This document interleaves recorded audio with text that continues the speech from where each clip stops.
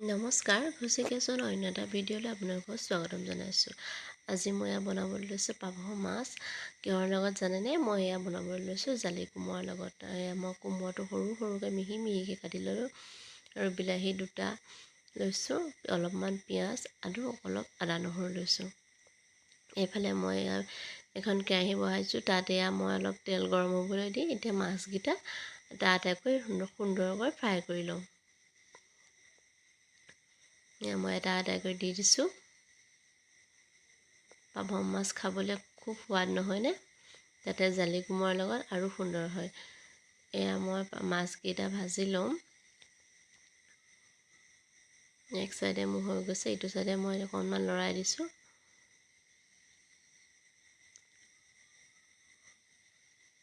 মই মাছ ভাজি আছোঁ। মই এইকেইটা কাঢ়ি ল'ম এতিয়া। এইকেইটা কাঢ়িলোঁ আৰু আনকেইটাও মই ভাজি লৈছোঁ। এতিয়া সেই একেখন কেৰাহীতে মই গৰম হ'বলৈ দিছোঁ, অলপমান তেল দিছোঁ। তাতে মই কেইটামান মিঠি গুটি দি দিছোঁ। মিঠি গুটিকেইটা ভালকৈ ফুটি উঠিবলৈ দিছোঁ। তাতে মই এতিয়া কাটি ৰখা পিঁয়াজ, ডাঙৰ চাইজৰ পিঁয়াজ এটা দি দিছোঁ। খুব সহজ আৰু খুব চিম্পুলকৈ বনোৱা এই জালি কোমোৰা মাছৰ জোলখন খাবলৈ কিন্তু খুব টেষ্টি হয়। আপোনালোকে নিশ্চয় খায়। পিঁয়াজখিনি গল্ডেন ব্ৰাউন হৈ গ'লত মই আদা নহৰু থেতেলিয়াই লোৱা সেইখিনি ইয়াতে দি দিছোঁ।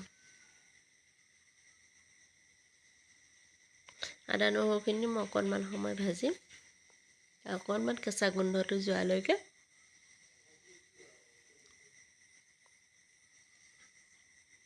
এইখিনি অকণমান যেতিয়া ভাজ খাব, মই তাতে দুটা বিলাহী, মিডিয়াম চাইজৰ দুটা বিলাহী মই গুটি গুচাই ধুনীয়াকৈ সুন্দৰকৈ কাটি লৈছিলোঁ। এইখিনি ভাজি হ'লে মই বিলাহীখিনি ইয়াতে দি দিম। এতিয়া বিলাহীখিনি ভালদৰে অলপ সময় ভাজিম, অলপ গলি যোৱালৈকে।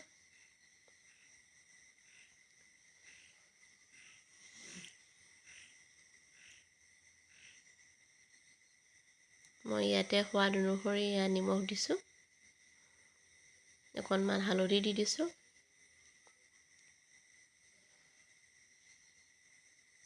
নিমখ অকণ দি দিলেহে বিলাহীখিনি সুন্দৰকৈ গলি যায়, নহয়নে? তেতিয়া সোনকালে হয়।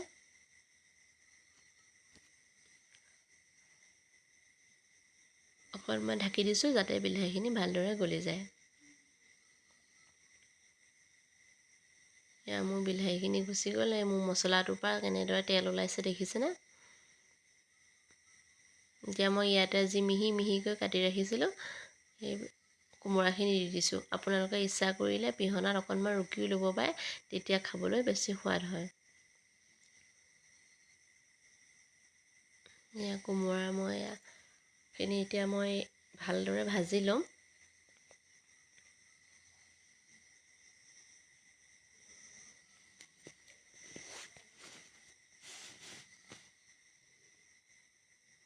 ভালদৰে মই লৰাই দিছোঁ মছলাখিনি ভালকৈ লাগি যোৱাকৈ, আৰু মই ঢাকি ঢাকি ভালদৰে ভাজি আছোঁ। মোৰ কোমোৰাখিনি সিজিয়ে গৈছে।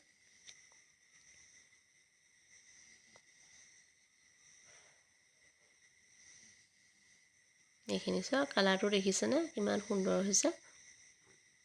ইয়াতে মই এতিয়া পানী দি দিম।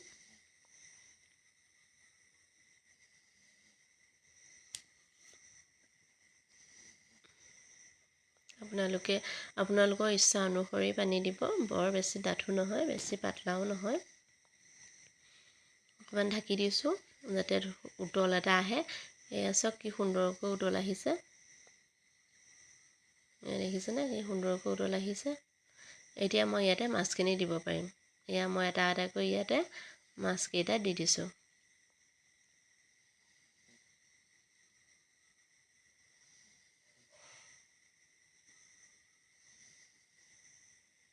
গোটেইকেইটা মাছ মই ইয়াতে দি দিছোঁ আৰু অকণমান সময় মই ঢাকি দিছোঁ।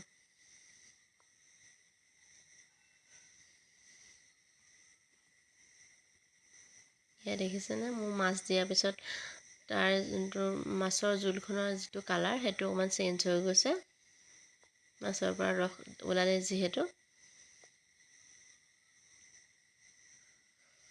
আৰু অকণমান সময় মই ঢাকি দিছোঁ।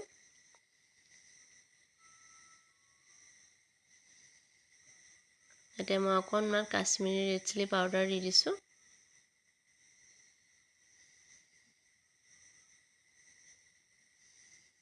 আপোনালোকে ইচ্ছা কৰিলে প্ৰথমতো দিব পাৰে, মই শেষতে দিছোঁ। আকৌ অকণমান সময় ঢাকি দিছোঁ। এতিয়া মোৰ এইখিনি হৈ গৈছে, মই গেছটো অফ কৰি দিছোঁ। এতিয়া মই এয়া পৰিৱেশন কৰিবলৈ বাতিত এয়া উলিয়াই লৈছোঁ। এয়া দেখিছেনে কি সুন্দৰ হৈছে। এনেকৈ খাবলৈ খুব সুন্দৰ হয়, চিম্পুল আৰু অতি সহজতে বনাব পৰা জালি কোমোৰা আৰু পাভ মাছৰ জোলখন। আপোনালোকেও এনেদৰে বনাই খাব। মোৰ ভিডিঅ'টো চাই যদি ভাল লাগিলে লাইক আৰু ছাবস্ক্ৰাইব কৰিবলৈ নাপাহৰিব। ধন্যবাদ।